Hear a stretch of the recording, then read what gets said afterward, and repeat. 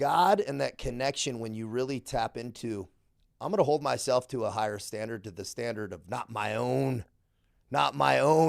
judgment of what's moral, but actually the word of what is, that's the standard. We're not the standard for ourselves. And when people start doing that, then your own morality can't lead you in the right place. They say, trust your gut, be very cautious of your gut and your just emotions. Yeah, trust your gut instincts, I understand.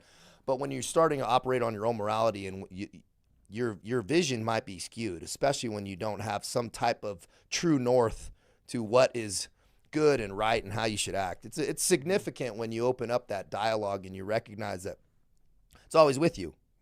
Always Anywhere. with you. Anywhere, anytime. Anywhere, anytime, and that and you're tapping into that God frequency, man, and it's a warm fuzzy for real. It's there. And Chad said something on that. He said, dude, God's real. It's like gravity, man. That connecting force, it's universal, and it's very, very powerful. All you got to do is reach. All you got to do is reach, man. And there's something significant about like you getting on your knee. There's something significant about like letting down that guard, and that like what you resist persists. Did you have a problem with it? Did you fight it when you started to, or did you jump right in? Well, I always, since I was a child, I wasn't raised religious. My parents, tried different. I was exposed to many different things. I would say they were probably Catholic, okay, but they didn't raise me Catholic. Be your God conscious. I was very God conscious, okay, and I wasn't told it, but I always felt like a real connectivity. And even in real bad times, I was never like, oh, there's no God. I was always kind of like, well, man, fuck this one up. I need you now. I'm going to try to get out of this one. And honestly, I was always very, very cautious or very cognizant of not praying for things. Yeah. Trust me, I've prayed to get out of stuff for sure.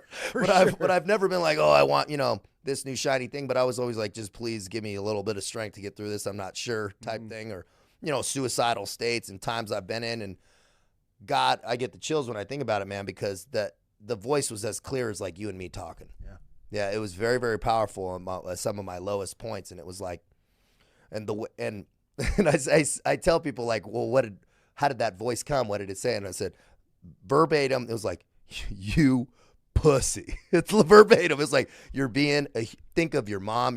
They say, God wouldn't speak to you like that. I said, wrong. I said, God will speak to you in any way to get the message clear to you. That's how I needed to be spoken to at the time, to snap me out of it, right? It was, sack up, man. You have a mother, a sister. What kind of damage are you going to leave for them when you're in this, if you go down that road? And that's not an honorable road, man. Like, sack up. And that's kind of what pushed my